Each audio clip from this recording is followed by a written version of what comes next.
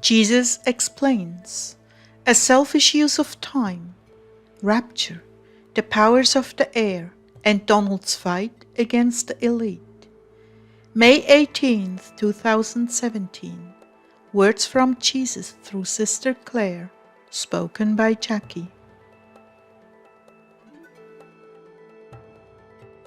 Jesus began, "As I've told you once before, my beloved, to every move of God 3 demons are assigned: fear, doubt, and scrutiny. These bring with them the necessary smaller demons to undermine your work and your destiny. Doubt brings unbelief. Fear brings lying spirits of failure, accusing you of your past and telling you that you'll be a failure in the future, just like you've been in the past. Scrutiny carries with it all kinds of insecurities about the nature of the work you're doing, its quality. Is there time enough to do it? Do you have the resources? Are you lacking talent? Obstacles like sickness, evasive spirits of confusion, and disorientation are the kinds of things that scrutiny bring with it. The powers of the air are like filthy slime balls that weep a noxious goo over your mind and body, if you will allow it. You have to break through and clean yourself off. They work on you while you are asleep, so that when you awake you feel lost and falling under the weight of life. First thing in the morning, you must cast these imaginings down and declare my promises to you. Yes, you may also call upon me to cleanse you and remove them, but that leaves you with the hard work of confessing the truth once the lies are dislodged. I like very much what we were discussing in the Spirit when you thought you were talking to yourself. You'd think by now you'd recognize that we are carrying on a conversation, Claire. You were concerned about little hints here and there I've been giving you on the rapture. What I mean to say here, beloved, is that it is still on the schedule. I will not comment one way or another about timing, so don't bother to go fishing.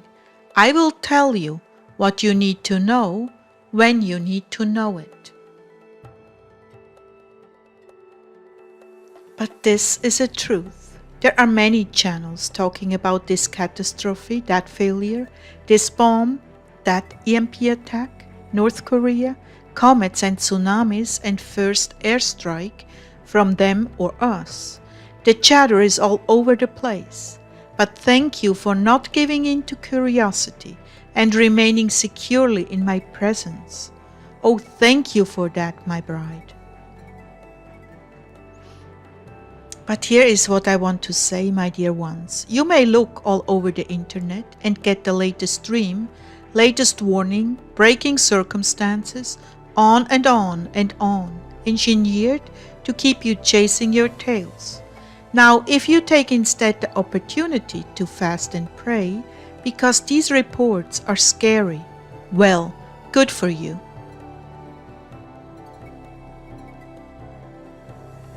But if you keep stocking up food and preparing, you've lost the focus I had for you.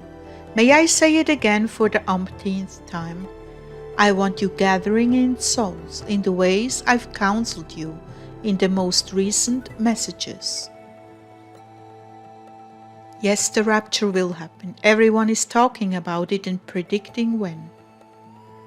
Isn't it amazing that none of these tsunami warnings and other things, like comets, are happening? It's almost as if they were non-existent.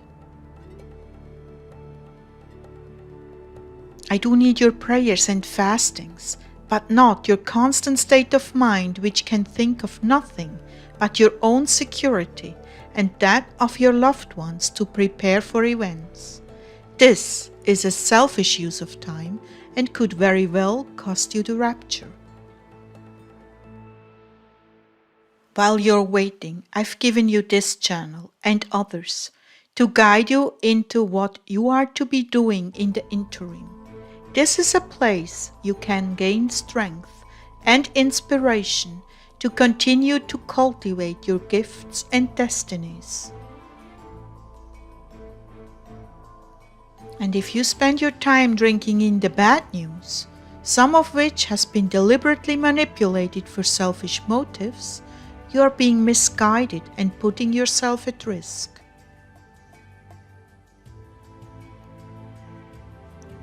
Those who are about my business, I will protect. Those who are about their own business, well, they are busy protecting themselves, so they don't need me to help them. They pass by the poor on the way to buy survival gear. It would have been so much better for them had they spent that money on feeding those who are going without food that day. But moving on, I would like to say, my dear ones, persevere. I am coming to help you through the tangled webs of the enemy, who is continually revising his ways of slowing you down and even stealing your destinies. There are times when you must operate in sheer faith, with not an iota of inspiration. I will not try you beyond your means, but I will use those times to apply graces to the world situation, and especially in America, the president who is being fought tooth and nail by the ruling elite. It is a ferocious battle, my people, and Donald needs your prayers and your resolutions to move forward with your lives. Never in the history of the world has evil proliferated like it is now. Never.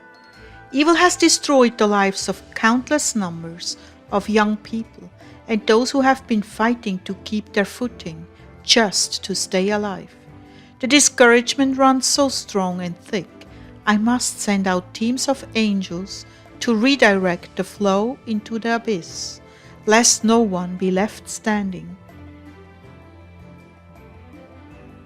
Still, these demon powers are getting through, and I'm calling on you to persevere, knowing that my nature is faithfulness. Persevere, even when it seems hopeless. Pick up where you left off with your destiny and keep going by sheer willpower and the knowledge that I am for you.